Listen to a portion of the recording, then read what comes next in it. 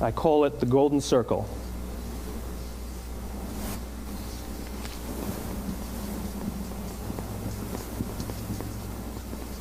Why, how, what?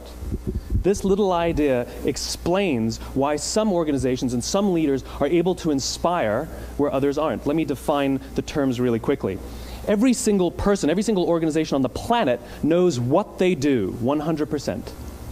Some know how they do it, whether you call it your differentiating value proposition or your proprietary process or your USP. But very, very few people or organizations know why they do what they do. And by why, I don't mean to make a profit. That's a result. It's always a result. By why, I mean what's your purpose? What's your cause? What's your belief? Why does your organization exist? Why do you get out of bed in the morning? And why should anyone care? Well, as a result, the way we think, the way we act, the way we communicate is from the outside in. It's obvious. We go from the clearest thing to the fuzziest thing.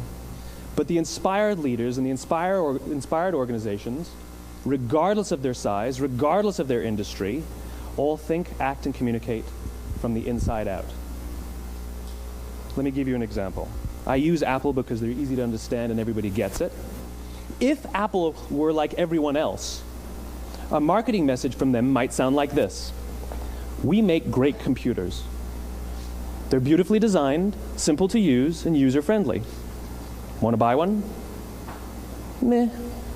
And that's how most of us communicate. That's how most marketing is done, that's how most sales is done, and that's how most of us communicate interpersonally. We say what we do, we say how we're different or how we better, and we expect some sort of behavior, a purchase, a vote, something like that.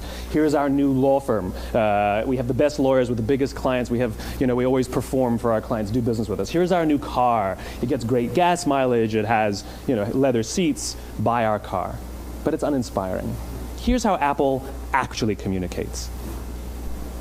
Everything we do, we believe in challenging the status quo. We believe in thinking differently. The way we challenge the status quo is by making our products beautifully designed, simple to use, and user-friendly.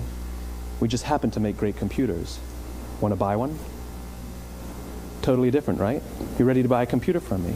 All I did was reverse the order of the information. What it proves to us is that people don't buy what you do, people buy why you do it. People don't buy what you do, they buy why you do it. This explains why every single person in this room is perfectly comfortable buying a computer from Apple. But we're also perfectly comfortable buying an MP3 player from Apple, or a phone from Apple, or a DVR from Apple. But as I said before, Apple's just a computer company. There's nothing that distinguishes them structurally from any of their competitors. Their competitors are all equally qualified to make all of these products. In fact, they tried. A few years ago, Gateway came out with flat-screen TVs. They're eminently qualified to make flat-screen TVs. They've been making flat-screen monitors for years. Nobody bought one. And Dell came out with MP3 players and PDAs. And they make great quality products, and they can make perfectly well-designed products, and nobody bought one. In fact, talking about it now, we can't even imagine buying an MP3 player from Dell. Why would you buy an MP3 player from a computer company? But we do it every day. People don't buy what you do, they buy why you do it. When we communicate from the outside in, yes, people can understand vast amounts of complicated information like features and benefits and facts and figures. It just doesn't drive behavior. When we communicate from the inside out, we're talking directly to the part of the brain that controls behavior, and then we allow people to rationalize it with the tangible things we say and do. This is where gut decisions come from. Sometimes you can give somebody all the facts and your figures, and they say, I know what all the facts and details say, but it just doesn't feel right. Why would we use that verb? It doesn't feel right. Because the part of the brain that controls decision-making doesn't control language. And the best we can muster up is, I don't know, it just doesn't feel right.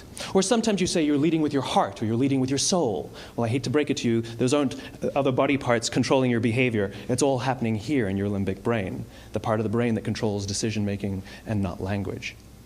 But if you don't know why you do what you do, and people respond to why you do what you do, then how will you ever get people to vote for you or buy something from you, or more importantly, be loyal? If you like this video, please share, like, and subscribe to help our channel grow.